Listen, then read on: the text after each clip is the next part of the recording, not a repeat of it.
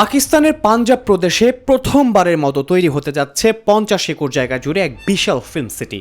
স্থানীয় প্রতিভা বিকাশ এবং পাকিস্তানকে বৈশ্বিক সৃজনশীলতার কেন্দ্রবিন্দু হিসেবে গড়ে তোলার লক্ষ্যে লাহোরে প্রকল্প হাতে নিয়েছে পাঞ্জাব সরকার। পাঞ্জাবের মুখ্যমন্ত্রী মরিয়ম নওয়াজ সামাজিক যোগাযোগ মাধ্যম এক্সে এ ঘোষণা দিয়েছেন। তিনি জানান, এটি পাঞ্জাবের ইতিহাসে এ ধরনের প্রথম নতুন কোনো প্রকল্প। প্রায় 2 বছর আগে ফিল্ম সিটির পরিকল্পনা করা হয়েছিল। পাকিস্তানের চলচ্চিত্র নির্মাতা, প্রযোজক এবং অভিনয়শিল্পীদের সঙ্গে দীর্ঘ আলোচনার পর end to end content creation pipeline বা স্বয়ংসম্পূর্ণ ফিল্ম সিটির নকশা চূড়ান্ত করা হয়েছে। মুখ্যমন্ত্রী জানান, এ প্রকল্পে অন্তর্ভুক্ত থাকবে বিশ্বমানের স্টুডিও ও সাউন্ড স্টেজ, যেখানে অত্যাধুনিক সব সুযোগ সুবিধা থাকছে অ্যাডভান্স ল্যাবও। তাছাড়াও ভিএফএক্স এবং পোস্ট প্রোডাকশনের জন্য উন্নত গবেষণাগার, শুটিংয়ের সুবিধার্থে একটি কৃত্রিম লেক সহ বিভিন্ন লোকেশনে সেট থাকবে।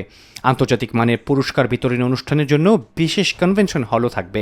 এছাড়া এখানে একটি ইন্টিগ্রেট মিডিয়া ট্রেড হাব, চলচ্চিত্র, সঙ্গীত শিক্ষার স্কুল এবং জরুরি নিরাপত্তা অবকাঠামো গড়ে তোলা হবে। বিনোদনের জন্য থাকছে একটি আলাদা ডিস্ট্রিক্ট, যা দেশের সৃজনশীল শিল্পকে নতুন গতি দেবে। এক্সে দেওয়া এক বিবৃতিতে মরিয়ম নওয়াজ বলেন, এই উদ্যোগ আমাদের স্থানীয় প্রতিভাদের ক্ষমতায়ন করবে, হাজার হাজার মানুষ কর্মসংস্থান সৃষ্টি করবে এবং পাকিস্তানকে বিশ্ব দরবারে সৃজনশীলতার অন্যতম কেন্দ্র হিসেবে প্রতিষ্ঠিত করবে। তিনি আরো যোগ করেন, এই ফিল্ম সিটি হবে তরুণ প্রজন্মের জন্য একটি বিশেষ উপহার। এটি এমন এক জায়গা হবে যেখানে তাদের স্বপ্ন ডানা মিলবে এবং পাকিস্তানের প্রকৃত ও প্রাণবন্ত রূপটি বিশ্বের কাছে ফুটে উঠবে।